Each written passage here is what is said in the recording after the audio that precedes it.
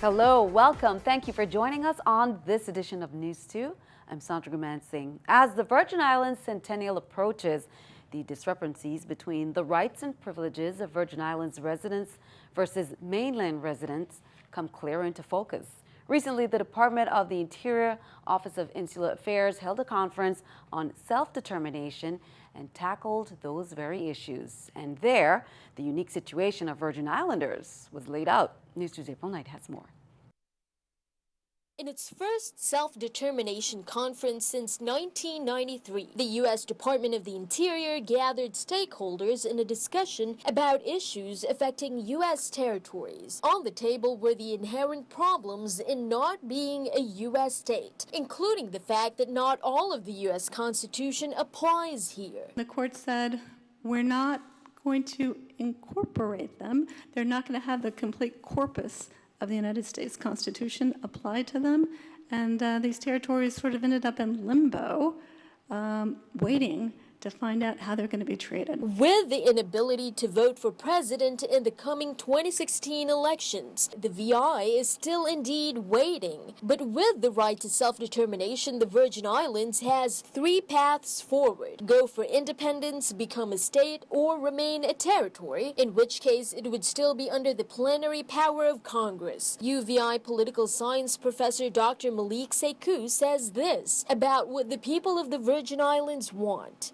Our brains and our mouths speak free association. Our hearts promote independence, but our stomach speak statehood. And it means that our economic realities dictate that we want a close relationship with the United States for very obvious reasons, economic reasons, but also the majority of the Virgin Islands population actually lives on the mainland. According to Sekou, status education for the public is important. He said the failures of past VI administrations led to too few public discussions on self-determination. Went to a low point in which our political leaders didn't quite appreciate the importance of public education. In 1994 was the last time, 1993 was the last time we had any public discussion on political status and federal relations. We believe that this discussion will move us forward to a promised land of mutual respect and mutual consent. Reporting for News 2, I'm April Knight. Another Virgin Islander was also present at the conference. Basil Otley was there in the capacity of Policy Director of the Office of Insular Affairs at the Department of the Interior. The USVI Public Services Commission will be holding hearings on the consolidated application for transfer of control of Innovative Telephone, Innovative Cable TV St. Thomas St. John, and Innovative Cable TV St. Croix from National Rural Utilities Cooperative Finance Corporation to Atlantic Telenetwork. It's an opportunity to obtain public comment and information. All testimony, comments, and information must be filed in the offices of the PSC no later than Friday, March 18th at 1 p.m., St. Croix, St. John, and St. Thomas. Monday, February 29th at 9:51 p.m., the 911 Emergency Call Center received a report of gunfire in the area of Honduras located in Frenchtown. Upon arrival to the scene, contact was made with an unresponsive Hispanic male lying motionless on the ground at the east of the Adelaide Cancrine Junior High School, who'd sustained multiple gunshot wounds about the body, police say. The victim was later identified as 24-year-old Jeffrey Velasquez of Honduras, St. Thomas. Anyone with information concerning this homicide is asked to phone the Major Crimes Unit at 340-714-923, extension 5617. The Criminal Investigation Bureau at 340-714-9807, extension 5556. The Office of the Chief of Police at 340-774-2211, or the anonymous tip service Crime Stoppers USVI at 1-800-222-8477. Well, attention St. John residents. Police Commissioner Delroy Richards Sr. is accepting appointments for all St. John residents on Wednesday, March 30 at 10:30 a.m. to 1 p.m. If you have any issues, concerns, or suggestions relative to the Virgin Islands Police Department, contact Ms. Holland at 340-715-5506 for an appointment and your opportunity to voice some concerns. Again, it will be held on Wednesday, March 30th, and he will be available. Zika cases continue to appear across the United States, causing worry among travelers, especially pregnant women. A recent analysis by a travel data company revealed that bookings in the Virgin Islands was indeed impacted by the Zika scare, followed by some recovery. The impact on Puerto Rico, however, was worse. NEWS2's April Knight has details. The territory's tourism industry is showing signs of wear from the rising tide of Zika infection in the United States and the Latin Caribbean region. According to Forward Keys, the Virgin Islands experienced a further 3% drop in net international bookings between January 15th to February 10th. That's compared to the same time last year. That's after the CDC issued its travel warning. Puerto Rico was hit harder with a 9% drop. March to May bookings did rise back up to positive levels, with the VI showing a 4% increase versus the same time last year. Now, airlines and cruise lines are still sending out travel alerts, offering accommodations for those who may want to change their travel plans because of Zika or cancel them altogether. American Airlines, Delta, JetBlue, Southwest, United, and Virgin America all have these alerts. On the cruise side, Royal Caribbean and Norwegian are among those that have posted waiver details. JetBlue, for example, which has extensive operations in the Caribbean, is waiving rebooking fees if the travel is completed by March 14th. Accommodations from travel companies might be needed for travelers to Puerto Rico in the next few months. The island has already confirmed at least 117 cases of Zika, and that number is expected to rise dramatically with an oncoming wave of infections. Daily, there are dozens of flights between San Juan and major mainland airports. Reporting for News 2, I'm April Knight.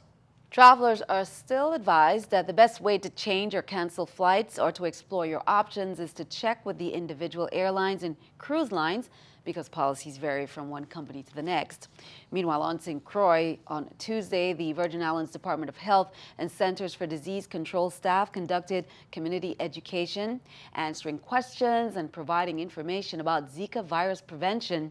A total of 4 locations got the benefit of the health outreach, including Plaza Extra West, Pueblo Supermarket at Golden Rock, Cost You Less in Scion Farm, and the WIC office at the Charles Harwood Medical Complex. We really want to get the message across about the importance of preventing mosquito bites. So we've got information for pregnant women. We have information on how to clean up your yard, information on different types of insect repellents that work well to prevent Zika, preventing people who are sick with Zika from also getting bit by mosquitoes, because of the virus can then be spread from that mosquito to another person. So we're really trying to get the message across about the importance of preventing mosquito bites to prevent Zika, as we have now 6 confirmed cases in the Virgin Islands and the territory right now. A lot of people want to know about what the different types of insect repellents are and if they're safe to use. So we know that our DEET and oil of lemon eucalyptus are anything that's been approved by the EPA is safe to use. It can be used by pregnant women. Officials in Washington are reporting the state's second confirmed case of Zika virus. It involves a woman who traveled to a Zika-affected area when she was pregnant. She then tested positive for the virus in Spokane.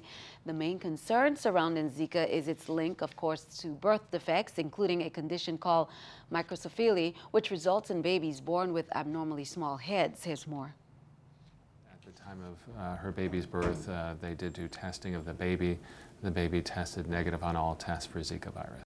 Issues of rash, red eyes, fever, or joint achiness. So any 2 of those 4 symptoms would qualify for them for testing if they had traveled to an affected area. In other news, Super Tuesday marks the biggest single day in the presidential primary race so far, with 12 states and 1 U.S. territory holding nominating contests. Tuesday won't push anyone over the top, but it could create a nearly insurmountable lead for front-runners Clinton and Trump. Reed Binion reports. I think Trump's going to probably win everything. Republican presidential candidate John Kasich voicing what has the GOP establishment in full panic mode.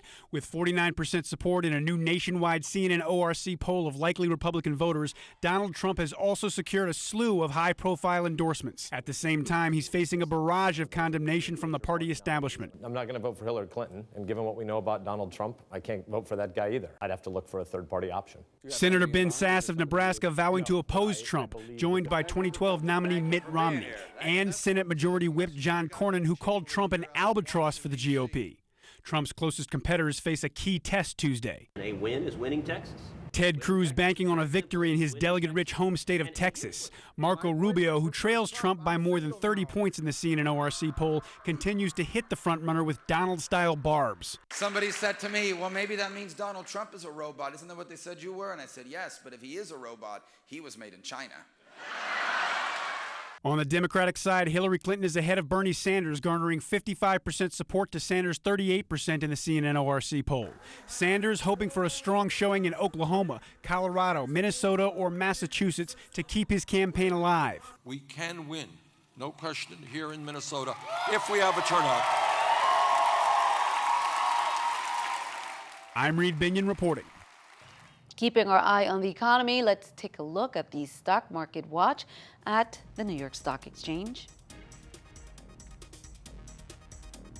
Everything up. The Dow 348, NASDAQ 131, S&P 500 up 46. Coming up on NEWS2, leap year, leap day. What does it mean? Also, the accomplishments of the territory and people will be recognized during the celebration of Virgin Islands History Month, the month of March. We'll be right back.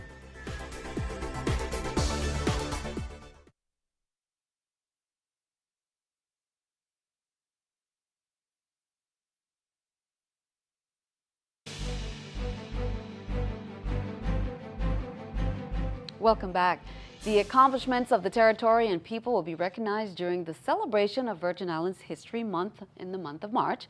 This year marks the 11th year, and here's a little more history. In 2005, legislation proposed by Senate President Sean Michael Malone was signed into law by Governor Charles W. Turnbull with Act 6802, designating March as Virgin Islands History Month. The purpose is to highlight the history, culture, and achievements of the people of the Virgin Islands, including the artifacts, goods, ideas, beliefs, customs, traditions, values, music, and more. Women's History Month is also recognized during the month of March, an annual declared month that highlights the contribution of women to events in history and contemporary society, corresponding with International Women's Day, which will be March 8th. Throughout the month, we will share some history lessons in recognition. Well, annually during the month of March, the Virgin Islands Office of Veterans Affairs proudly hosts events on all 3 islands within the territory to honor the service rendered by women to our nation's armed forces. American Legion District 10, Survivor Outreach Services, and the VA Vet Center in the Virgin Islands have partnered with the Office of Veterans Affairs to recognize veterans on the following dates, and these are the times and locations. On Friday, March 11th from 6 to 8 p.m. at St. Ursula's Church and Multipurpose Center on St. John. Monday, March 14th from 6 to 8 p.m. at the Sergeant First Class Leonard B. Francis Readiness Center. St. Thomas, Tuesday, March 15th from 6 to 8 p.m. at the Myron G. Danielson American Legion Post 85, St. Croix. The Enterprise Zone Commission, or EZC, which is under the Virgin Islands Economic Development Authority, will host its annual Enterprise Zone Commission stakeholders and beneficiary conferences in the territory. Now, the first conference was held today, Tuesday, March 1st, in the conference room of the VI-EDA office on St. Thomas, but the next one will be on Thursday, March 3rd at the William D. Roebuck Industrial Park on St. Croix. The stakeholder conference will be held from 9 a.m. to 1 p.m. The beneficiary conference will be held from 12 p.m. to 4 p.m. The University of the Virgin Islands School of Medicine medical facilities groundbreaking ceremonies will be held on March 2nd and 3rd, 10 a.m. on Wednesday, March 2nd, across from the Eastern Caribbean Center. The groundbreaking for the Medical School Simulation Center will be held at 10 a.m. on Thursday, March 3rd, across from the information kiosk on the Albert A. Sheen campus on St. Croix.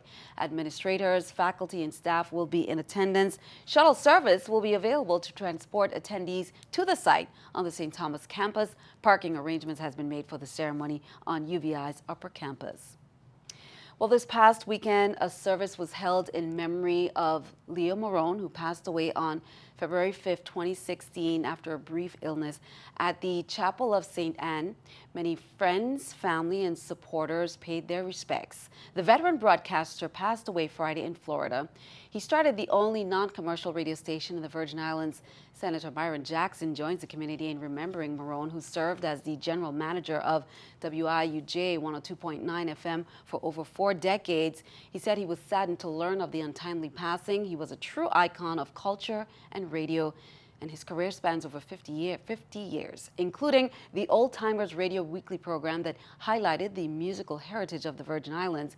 He attended the St. Peter and Paul Catholic School. After graduating, he served in the Army, then as a staff photographer for former Governor Ralph Paiwanski and the Virgin Islands Police Department.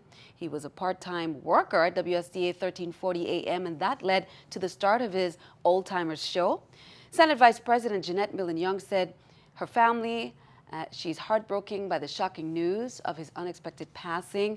Marrone was honored and commended by the 29th legislature in a resolution sponsored by former Senator Sean Michael Malone and co-sponsored by Senate Millen-Young for his unselfish and outstanding service to the people of the Virgin Islands in the field of public service and communications. Again, condolences goes out to the entire Marrone family from all of us here at CBS TV2. The opening of the Virgin Islands Waste Management Authority's Mandal Convenience Center has been delayed. The new convenience center was tentatively scheduled to open on March 1st. However, due to unforeseen circumstances, they say the official opening had to be rescheduled. Prior to the opening, the authority plans to hold an open house. The authority held a town meeting on January 26th for residents of Mandal, Peterborough, and the surrounding areas. Well, it's March 1st. The 29th of February only happens every 4 years, and of course that was yesterday. Now, this is to keep our calendar in sync with the rotation of the Earth around the sun. Without leap day, we would be out of sync by about 6 hours per year. So do people really know what leap year or leap day means? Here's more. Happy leap year! Happy leap year. Are you pumped? No. Real happy, very exciting. How many days are in a leap year? 29. 6. No, yeah, 29. 366. That's right. Okay. How many days are in a leap month? In a leap month, it should be probably 31. 10. 29. How often does a leap year happen? Every 4 years, I think it's every 5 years. Have you gotten to leap year yet on your crossword puzzle? No. No? Is that a clue? That should be a clue today, no? What happens if you're born on February 29th? When do you celebrate your birthday? I'm assuming either on the 28th or the 1st of March. We got a ringer here. Congratulations. You're the winner of our leap year quiz. Yes, you win a handshake.